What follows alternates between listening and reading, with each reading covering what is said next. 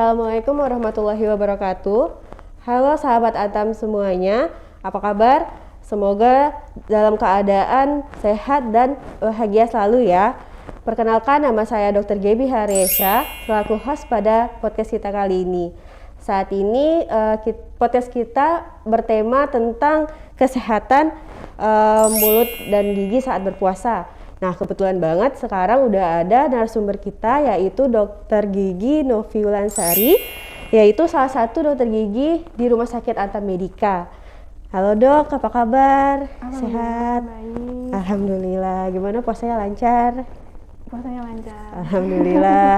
Iya dok, kebetulan banget nih topik kita hari ini cocok banget nih sama posisi kita sekarang ya, lagi berpuasa. Pasti kita memiliki keluhan kayak nafas-nafas kurang segar atau masalah di mulut dan gigi saat berpuasa dok. Jadi mungkin ada beberapa hal yang akan kita diskusikan kali ini ya dok ya. Oke, kita langsung aja kali ya dok ke pertanyaannya ya dok ya. Jadi kayak ini tadi pertama, kenapa saat berpuasa itu aroma nafas kita tuh kurang sedap ya dok ya? Pada saat kita berpuasa, masalah paling utama itu kan berkaitan dengan bau mulut. Bau mulut itu bisa tidak sedap, itu banyak faktornya. Salah satunya di mana pada saat kita berpuasa, kelenjar air liur kita itu berkurang, tidak seperti biasanya. Jadi kondisi rongga mulut kita yang kering itu bisa memicu terjadinya bau mulut. Ya, selain dari kelenjar air liur yang berkurang, ada satu lagi itu dikarenakan adanya manifestasi-manifestasi yang berada di rongga mulut, seperti gigi berlubang, penyakit gusi berdarah, ataupun gigi-gigi yang patah di dalam rongga mulut yang belum ditreatment dengan dokter gigi. Hal-hal yang seperti itu bisa membuat kondisi mulut kita menjadi bau. Selain dari faktor-faktor yang tadi, ada lagi, yaitu dimana kita di rumah dengan cara menyikat gigi ataupun menyikat lidah dan berkumur dengan larutan antiseptik itu masih kurang. Padahal hal-hal seperti itu masih bisa harus dibutuhkan pada saat kita sedang berpuasa agar terhindar dari bau mulut. Nah, ada poin penting lagi, faktor nutrisi juga sangat penting. Karena nutrisi seperti konsumsi buah-buahan, sayur-sayuran itu sangat penting untuk kesehatan gigi dan mulut kita, terutama membantu kelenjar liur kita itu terproduksi dengan baik. Minum yang cukup juga salah satu hal yang penting kita lakukan pada saat kita sedang berpuasa, di jam kita sedang sahur ataupun buka puasa.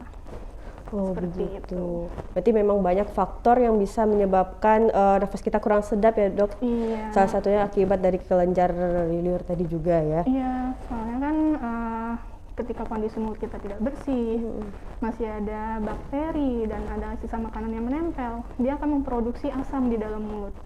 Asam di dalam mulut itu selain bisa merusak gigi dan memperparah kondisi yang ada di rongga mulut, dia juga bisa membuat mulut kita itu menjadi bau tidak sedap. Oh begitu. Ada lagi, ketika sahur kita makan makanan yang bisa membuat mulut kita bau. Ada beberapa makanan yang bisa bikin kita bau mulut. Oh, seperti itu.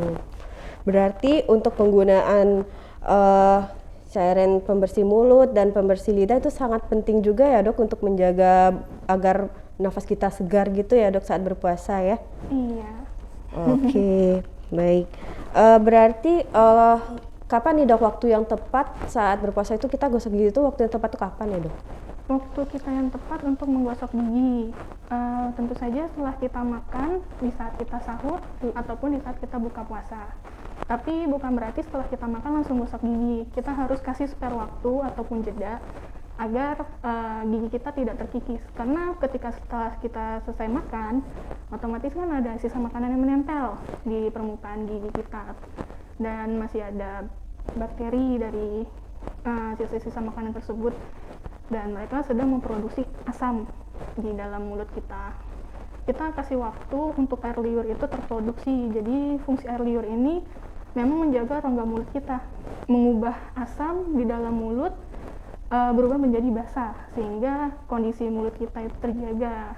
Air liur ini punya peranan penting sekali Dan ketika kita memberi waktu spare atau waktu jeda antara makan, setelah makan ke sikat gigi itu kira-kira sekitar 30 menit. Iya. Oke, berarti kita memang harus menjeda dulu ya dok, sebelum kita gosok gigi setelah makan ya. Berarti waktu yang baik ya, berarti saat setelah sahur dan setelah buka. Seperti itu. Kalau itu kan untuk yang setelah sahur. Kalau setelah buka puasa, mungkin lebih baik sebelum tidur sikat giginya. Karena kalau misalnya setelah makan, terus kita sikat gigi, terus kita tiba-tiba kita salat tarawih, beribadah, baca Al-Quran segala macam, lalu kita makan lagi, lupa nggak gosok gigi lagi. Jadinya bener. mulut kita tidak bersih. Memang lebih baik dianjurkan sebelum tidur untuk menghindar lupa pada saat menggosok gigi. Oke, baik dokter. Nah, tadi kan dokter udah menjabarkan tuh makanan apa aja yang bagus buat menjaga nafas kita segar ya saat berpuasa. Nah, sekarang pertanyaannya, ada nggak dok makanan yang harus dicegah gitu biar nafas kita kurang sorry. Oh, tadi bisa langsung gitu ya. Sorry dok. Aduh, ya. Jadi dok, tadi kan dokter udah menjelaskan makanan-makanan apa yang disarankan agar nafas kita bisa lebih segar saat berpuasa. Nah, sekarang ada nggak dok makanan-makanan yang mungkin bisa dihindari saat kita sahur agar nafas kita mungkin segar saat menjalani puasa kayak gitu? Ada. Untuk makanan-makanan yang harus kita hindarkan pada saat kita sahur, seperti makanan yang biasanya mencetuskan bau mulut itu kan ada beberapa, mungkin seperti pete, jengkol, ataupun durian, bawang, segala jenis bawang seperti bawang merah, bawang putih. Mungkin untuk konsumsinya pada saat kita sedang sahur ditunda dulu. Iya, karena itu bisa mencetuskan bau mulut pada rongga mulut kita. Oke, baik. Jadi ini mungkin pertanyaan terakhir. Jadi ada nggak dok saran dari dokter bagaimana cara atau tips untuk kita biar selama menjalani puasa gigi dan mulut kita tetap sehat, tetap segar seperti itu? Tipsnya untuk menjaga kesehatan mulut di rongga mulut kita itu ada banyak. Yang pertama, kita harus self care sendiri di rumah, di mana kita harus bisa menyikat gigi secara rutin 2 kali sehari. Lalu menyikat lidah, karena orang paling jarang untuk menyikat lidah dia. Kenapa lidah juga harus disikat? Karena di bagian lidah, di papilnya itu suka menjebak sisa-sisa makanan dan bakteri untuk ada di lapisan lidah tersebut. Apalagi kalau lidahnya memiliki seperti celah-celah lidah. Ada beberapa orang punya celah-celah lidah itu jauh lebih potensi untuk terjebaknya itu ada. Jadi kenapa sikat lidah itu diperlukan? Ya untuk menghilangkan manifestasi yang seperti itu. Sikat lidah bisa dipakai dengan alat yang berbentuk seperti rubber lembut. Itu ada alat khususnya untuk menyikat lidah, tapi ada juga beberapa brand-brand sikat gigi yang mengeluarkan sikat lidah itu sudah jadi satu dengan sikat gigi. Jadi di mana di kepala sikatnya itu ada bulunya, dan di bagian sampingnya, sisi belakangnya itu ada rubber karetnya. Jadi itu bisa dipakai untuk menyikat lidah juga. Selain tadi sikat gigi secara mandiri dengan teknik yang baik dan benar, lalu menyikat lidah, kita juga harus menggunakan mouthwash untuk berkumur, karena itu sangat penting sekali untuk menjaga kondisi mulut kita tetap fresh. Di dalam mouthwash itu juga ada antiseptiknya, jadi untuk membunuh bakteri jadi lebih optimal. Tapi dengan catatan, ketika berkumur dengan mouthwash lebih baik tidak menggunakan alkohol di dalamnya. Kenapa? Karena pada saat kita berpuasa itu kan kondisi mulut kita kan lebih kering karena produksi air liurnya berkurang ya. Kita kan tidak makan, tidak minum dalam jangka waktu yang cukup lama. Sampai akhirnya dengan menggunakan mouthwash itu akan menjaga kondisi mulut kita dengan baik. Tapi kalau misalnya mouthwashnya itu ada alkoholnya, itu akan membuat rongga mulut kita jadi semakin kering. Jadi untuk saat kita sedang di bulan Ramadan ini, pada saat kita berpuasa, alangkah baiknya berkumurlah dengan larutan kumur yang tidak mengandung alkohol. Oke, ya, oke dok. Iya, selain itu, bila di dalam mulut ada manifestasi seperti gigi yang berlubang, karang gigi, itu silahkan saja nanti dikonsultasikan ke dokter gigi, segera untuk dilakukan penambalan ataupun di scaling. Mungkin beberapa pasien ada yang khawatir takut batal puasanya ya, seperti itu. Sebenarnya masih bisa kita handle karena memang kita menggunakan alat-alat seperti alat handpiece ataupun alat-alat scaler yang mengandung air, maksudnya ada airnya, jadinya itu bisa diatasi dengan cara alat kita yang lain, namanya suction. Itu sejenis alat untuk menghisap air di dalam mulut. Untuk resiko tertelannya air itu kecil, diminimalisir. Jadi memang langsung disedot sama alat kita itu. Oke, berarti Jadi nggak masalah. nggak ada masalah kalau misalnya pada saat jam puasa menambal gigi ataupun mengecek kondisi gigi dan di scaling, tidak ada masalah. Tapi untuk catatan yang misalnya kita mau mencabut gigi, disarankan memang setelah buka puasa. Kenapa? Karena ketika setelah kita mencabut gigi, pasien diharuskan untuk minum obat anti nyeri. Karena biusnya kan akan menghilang untuk beberapa lama. Jadi kasihan pasiennya kalau menahan rasa sakit. Sebenarnya sih ada treatment lain seperti mengompres dengan es batu di daerah pencabutan gigi, tapi kan ya kembali lagi dari kenyamanan pasien, takutnya kurang efektif, jadinya harus minum obat anti nyeri. Memang lebih disarankan setelah buka puasa kalau untuk pencabutan gigi. Tapi kalau untuk treatment yang lain silahkan, kalau mau datang ke klinik gigi pada saat kita sedang berpuasa tidak ada masalah. Oke. Iya. Baik. Terima kasih dokter atas jawabannya. Terus dok, gimana nih dok cara mencegah biar sariawan gak muncul saat kita berpuasa? Ya biar lebih nyaman kan kita kalau lagi puasa, sariawan kayaknya perih banget kayaknya ya, kayak gitu. Gimana ya dok cara mencegahnya? Untuk cara mencegah sariawan, mungkin itu memang salah satu faktor lain ya pada saat kita berpuasa yang agak mengganggu atau kurang nyaman pada saat kita sariawan. Untuk sariawan sendiri itu sebenarnya terjadi tuh banyak hal, tergantung dari jenis sariawannya. Kalau sariawannya itu terjadi akibat dari benda tajam seperti tulang ikan, duri ikan, ataupun tulang ayam yang tajam tidak sengaja tergigit sehingga menimbulkan luka di jaringan dalam pipi atau di rongga mulut kita, dan setiap perlukan-perlukan seperti itu pasti nanti akan menjadi sariawan.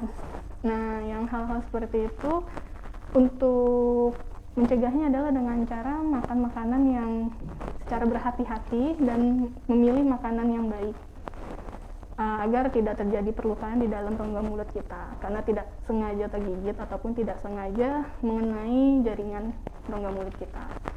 Ada juga itu kan sariawan yang karena trauma, tapi kalau misalnya sariawan yang disebabkan oleh kekurangan nutrisi, tiba-tiba memang tidak ada luka tapi dia muncul begitu saja, sekali lagi saya sarankan untuk makan makanan seperti buah-buahan, sayur-sayuran, dan suplemen vitamin juga sangat penting. Mau itu vitamin A, vitamin B, ataupun C, itu semuanya sangat penting untuk menjaga kesehatan di rongga mulut kita, khususnya untuk mencegah sariawan. Tapi ada satu lagi di mana sariawan ini terjadi karena rekurensi. Rekurensi itu berarti sariawan ini terjadi memang berulang terus, dan memang di dalam si pasien ini setiap bulan itu memang suka sariawan seperti itu, padahal dia sudah menjaga nutrisinya dengan baik, dia sudah menghindar benda kayak seperti makanan-makanan yang tajam agar tidak terluka. Pokoknya sudah baiklah, kondisi mulutnya juga dijaga sudah baik, tapi sariawannya tetap muncul.